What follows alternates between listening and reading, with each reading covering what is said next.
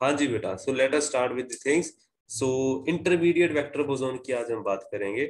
सो previously हम बात कर रहे थे कि हमारे पास जो फर्मी थ्योरी है दैट इज पॉइंट इंटरेक्शन। तो जो फर्मी थ्योरी है, फर्मी थ्योरी के अंदर हमने ओनली पॉइंट इंटरेक्शन की बात की थी, जहां पे हमारे पास जो बीटा डिके हो रहा है दैट इज पॉइंट इंटरेक्शन, मतलब यहाँ पे मीडिएटर नहीं है, देयर वाज नो मीडिएटर। ठीक है, तो वो पॉइंट इंटरेक्शन की बात हो जाती है, that is valid at low energy से। लेकिन जैसे हम हाई एनर्जी पे जाते हैं तो हमारा जो क्रॉस सेक्शन है वो वहां पे डिफर करने स्टार्ट कर देता है। इसी वजह से हमें यहाँ पे मीडिएटर चूज करना पड़ता है, चाहे वो डब्ल्यू बोसोन हो सकता है या जेड नॉट हो सकता है।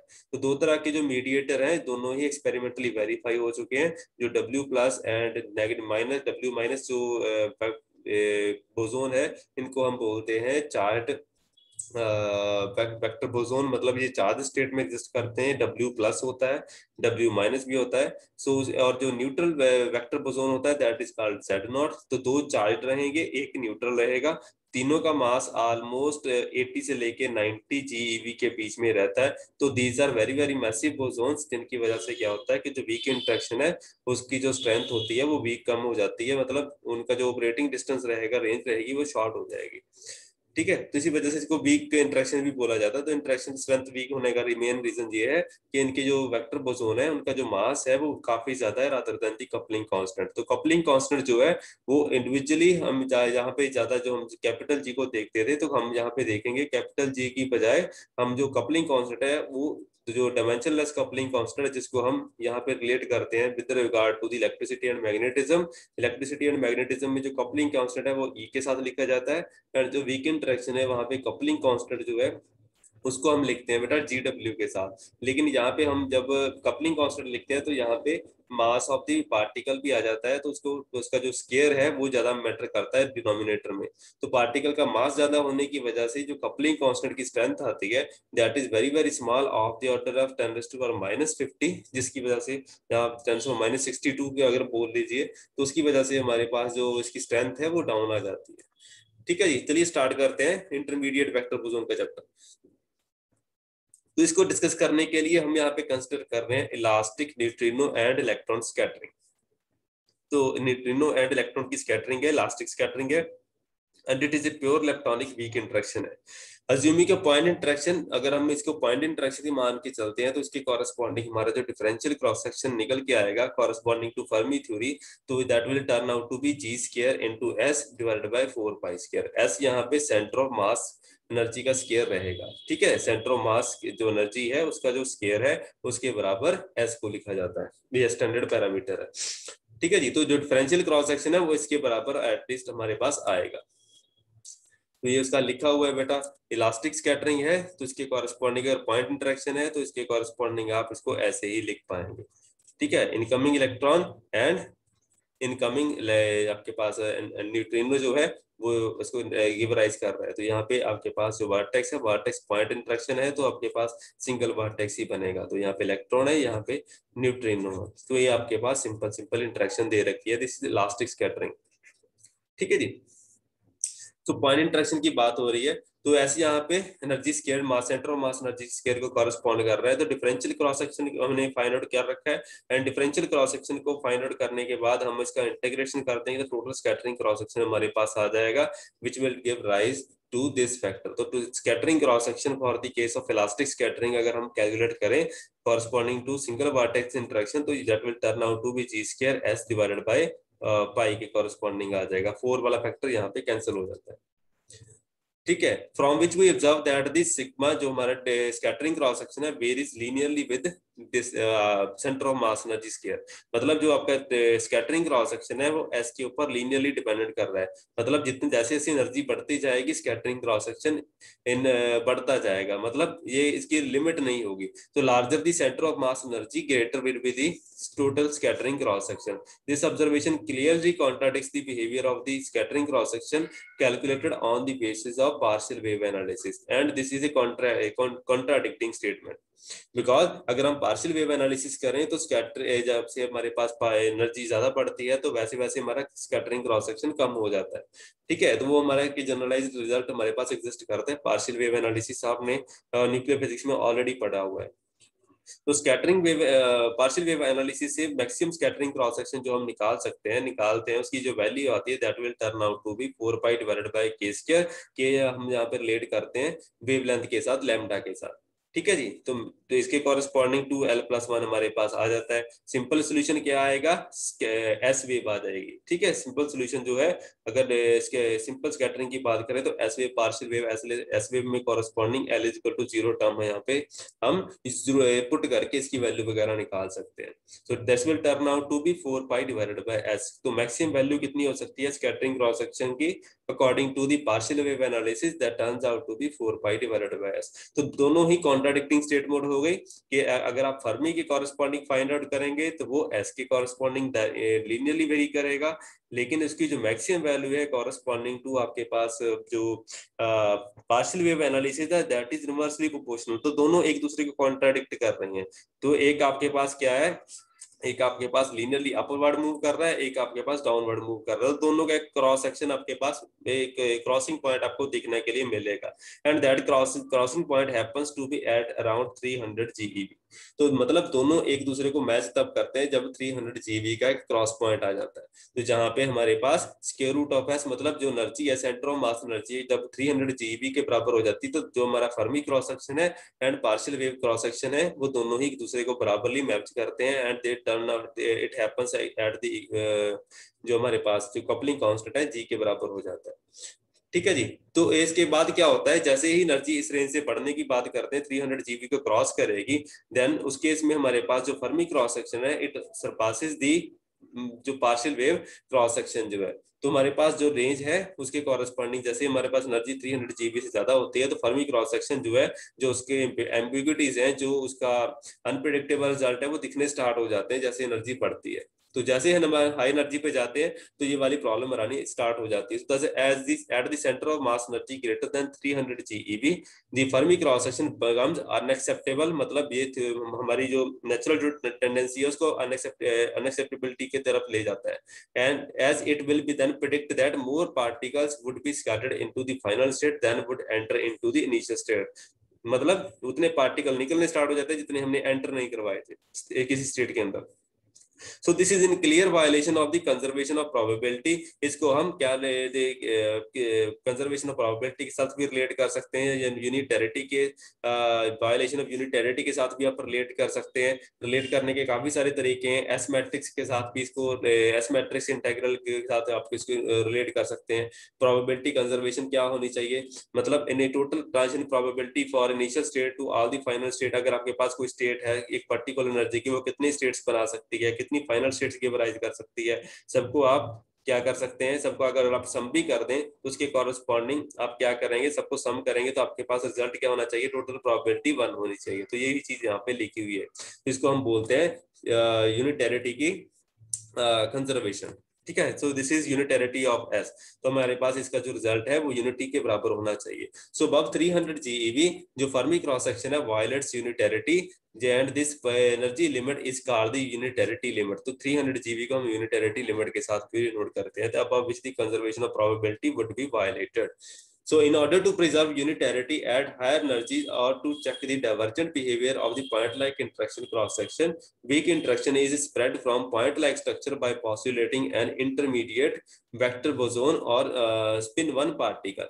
तो यहाँ पे जो हम क्या करते हैं कि हम जो point interaction है उसको split कर देते हैं, जो point interaction की बजाय हम इसको टू वर्टेक्स इंटरेक्शन की बात करते हैं, एंड यहाँ पे हम एक इंटरमीडिएट वेक्टर बोसोन जो है उसको यहाँ पे प्रपोज कर देते हैं, जो हमें यहाँ से रेस्क्यू लेके जाएगा, जो हमारी थ्योरी को रेस्क्यू करेगा।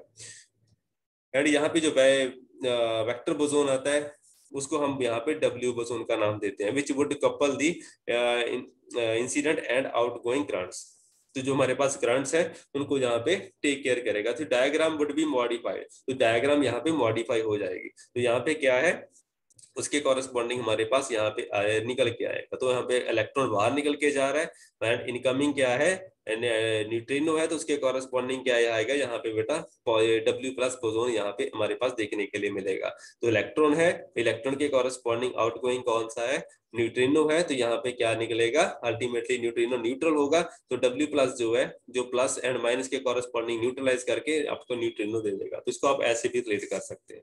तो जो जेड नॉट है, जेड नॉट को आप कैसे रिलेट करते हैं, न्यूट्रल करंट की बात होती है यहाँ पे इनकमिंग पार्टिकल क्या है, न्यूट्रिनो है, आउटगोइंग पार्टिकल कौन सा होगा, न्यूट्रिनो होगा। Incoming particle electron and outgoing particle जो इलेक्ट्रॉन रहेगा, यहाँ पे एक्सचेंज नहीं होगा चार्ज का, ठीक है। तो ऐसे भी आप डिनोट कर सकते हैं। तो इंटरेक्टिंग वेक्टर बोसोन जो है, इंटरमीडिएट वेक्टर बोसोन जो है, चार्ज बोसोन W प्लस भी दे सकते हैं यहाँ पे न्यूट्रल बोसोन भी आप जेड नॉट देख सकते हैं। तो 1970s में जो जेड नॉट की जो एक्सपेरिमेंटल डिस्कवरी हुई थी, वहां से इलेक्ट्रिसिटी एंड मैग्नेटिज्म को एंड वीक इंटरेक्शन को कपल करना काफी आसान हो गया था, जिसकी वजह से S2 into U1 जो थ्योरी है, वीक इंटरेक्शन की थ्योरी है, उसको कपल करना, उसको पॉस्टुलेट करना, या उसके जो एक्सपेरिमेंटल वेरिफिकेशन के कॉरेस्पॉन्डिंग उसको सॉलिड बैकग्राउंड देना पॉसिबल हो गया था। तो propagator term like 1/q² of the equation would appear in the matrix element, तो इसके कॉरेस्पॉन्डिंग मैट्रिक्स एलिमेंट भी हमारे पास जो है मॉडिफाई हो जाएगा। तो हमने जो ऑपरेटर स्टार्टिंग में लिखा था G into delta of R minus R not, तो जो हमारा जो ऑपरेटर है, तो वहां पे भी हमारे पास टर्म्स आनी स्टार्ट हो जाएंगी। जो मैट्रिक्स एलिमेंट है, मैट्रिक्स एलिमेंट में जहां पे हम यूनिटी लिख देते थे, अब हमारे पास 1/q² आ जाएगा। तो लेफ्ट जो करंट है, करंट को कपल करने के लिए मीडिएटर यहाँ पे रहेगा, ठीक है जी। तो इसको हम थोड़ा सा देख लेते हैं कैसे कैसे दिया जाएगा। तो इसके कॉरेस्पॉन्डिंग आप देख सकते हैं बेटा, अगर आपके कॉरेस्पॉन्डिंग इलेक्ट्रॉन न्यूट्रिनो है, न्यूट्रिनो के कॉरेस्पॉन्डिंग इलेक्ट्रॉन आउटगोइंग है, यहाँ पे आपके पास वेक्टर बोसोन रहेगा, इनकमिंग इलेक्ट्रॉन रहेगा एंड आउटगोइंग न्यूट्रिनो रहेगा। तो इसको आप चेक कर सकते हैं, इनकमिंग न्यूट्रिनो है, आउटगोइंग यहाँ पे इलेक्ट्रॉन है, एंड उसके कॉरेस्पॉन्डिंग जो आपके पास मैट्रिक्स आएंगी, gamma alpha and 1 minus gamma 5, तो ये वाली पार्ट तो रहेगा gamma beta and 1 minus gamma 5, ये पार्ट तो रहेगा। जो करंट्स है, करंट को कपल करने के लिए यहाँ पे जो वीक जो कपलिंग कांस्टेंट है GW, वो हम यहाँ पे लेके चल रहे हैं। कैपिटल G को हम रिलेट करेंगे स्मॉल g के साथ, जो उसकी स्ट्रेंथ है। GW को हम रिलेट करेंगे जो चार्ज करंट, जो हमारे पास कपलिंग कांस्टेंट है, जो डायमेंशनलेस कपलिंग कांस्टेंट है। लेकिन जो कैपिटल G है, उसके डायमेंशन एग्जिस्ट करते हैं, this is equal to mass raise to power -2, ठीक है जी। तो इसके दो डायमेंशन है, थोड़े से आपको कंफ्यूज कर सकते हैं स्टार्टिंग में, लेकिन अभी क्लियर हो जाएगा। तो जो हम इसका मीडिएटर है, मीडिएटर की यहाँ पे कंट्रीब्यूशन जो है यहाँ पे दे रखी है बेटा, तो मीडिएटर हम यहाँ पे यूज कर रहे हैं। तो मीडिएटर के कॉरेस्पॉन्डिंग जो टर्म्स हैं यहाँ पे दे रखी हैं। So where the square bracket in the middle is the boson propagator, तो प्रोपागेटर टर्म यहाँ पे आएगी। उसका जो फोर मोमेंटम है वो भी यहाँ पे यूज किया जाएगा, एनर्जी वाला part. So MW is the mass of the intermediate vector boson and Q square जो है यहाँ पे square of the four momentum carried by the intermediate vector boson रहेगा। तो मास एंड उसका फोर मोमेंटम यहाँ पे यूज किया जाएगा।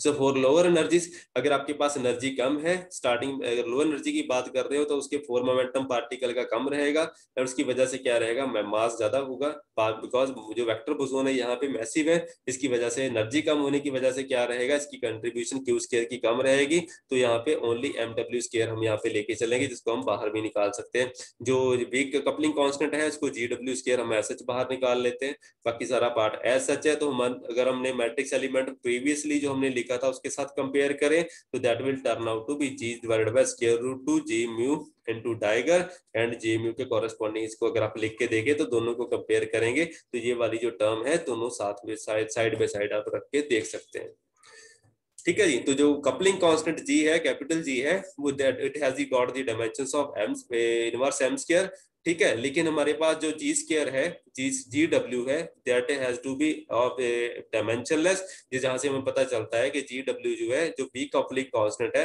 वो डायमेंशनलेस हो सकता है, लेकिन जो यूनिवर्सल कपलिंग कांस्टेंट है, वो मास की वजह से उसकी जो रेंज है वो कम हो रही है। Where GW is dimensionless weak coupling constant, notice that G2 is a weak coupling constant. जो कैपिटल G है वो भी कपलिंग कांस्टेंट है, जो स्मॉल g है वो भी कपलिंग कांस्टेंट है, लेकिन स्मॉल g को हम इलेक्ट्रॉनिक चार्ज के साथ, इलेक्ट्रिसिटी एंड मैग्नेटिज्म का जो कपलिंग कांस्टेंट है उसके साथ डायरेक्टली रिलेट करते हैं। But from the previous question, it has got the dimensions of m inverse square. So जो this one from this equation the relates the GW and capital G via the mediator mass, ठीक है जी, which we may notice that however that conventionally हम इसको क्या कर सकते हैं, इनको रिलेट करने के लिए GW को GW divided by square root 2 के साथ रिलेट कर दीजिए, 1 माइनस गामा 5 को 1 इसके से चेंज करके 1/2 इंटू 1 माइनस गामा 5 कर दीजिए। तो जो दोनों को आपस में रिलेट करने के लिए हम नए फैक्टर इंट्रोड्यूस करते हैं, स्क्वायर रूट 2 का एंड 2 का यहाँ पे, बिकॉज यहाँ पे इंट्रोड्यूस करने से हमारे पास जो जनरलिटी जो है, जनरल बिहेवियर है, वो डिपेक्ट होना स्टार्ट हो जाएगा। तो इसी की वजह से हमारे पास जो जनरल बिहेवियर था वहां पे हमारे पास 8 आ जाता है, ठीक है जी, बिकॉज ऑफ दिस थिंग, दो जगह लिखा हुआ है तो 2 इंटू 2 इंटू हमारे पास क्या रहेगा, इंटू 2 आ जाएगा, स्क्वायर रूट 2 इंटू 2 आ जाएगा, ठीक है जी। तो दोनों जगह हमारे पास अल्टीमेटली क्या बनेगा, 8 बन जाएगा। तो इसकी वजह से यहाँ पे 8 लिखा हुआ है। So weak interactions are weak, तो ये काफी इंपॉर्टेंट टर्म है। Weak interactions are weak because capital G is small, जो यूनिवर्सल कपलिंग कांस्टेंट है वो स्मॉल है। Now G is small primarily because of the large mass of the mediator boson. तो जो कैपिटल जी की small value है वो किसकी वजह से हो रही है, इस मास की वजह से हो रही है, ना कि इसकी वजह से। Then rather than due to the smallness of the coupling constant. तो इलेक्ट्रोमैग्नेटिक कपलिंग कांस्टेंट क्या होता है, इलेक्ट्रिसिटी एंड मैग्नेटिज्म में जो फोटोन है उस केस में हमारे पास कपलिंग कांस्टेंट होता है charge, and it is also dimensionless. तो so capital G has got the dimensions of MB inverse square, मतलब जो कैपिटल जी है उसकी जो प्रोपोर्शनलिटी है वो एम स्क्वायर इनवर्सली है। So the dimensionless GW can be compared with the electronic charge coupling constant at higher energies of the order of MW। मैंने आपको बताया कि जो वेक्टर बोसोन है उसका मास कितना होगा, 80 से लेके 90 GeV के बीच में।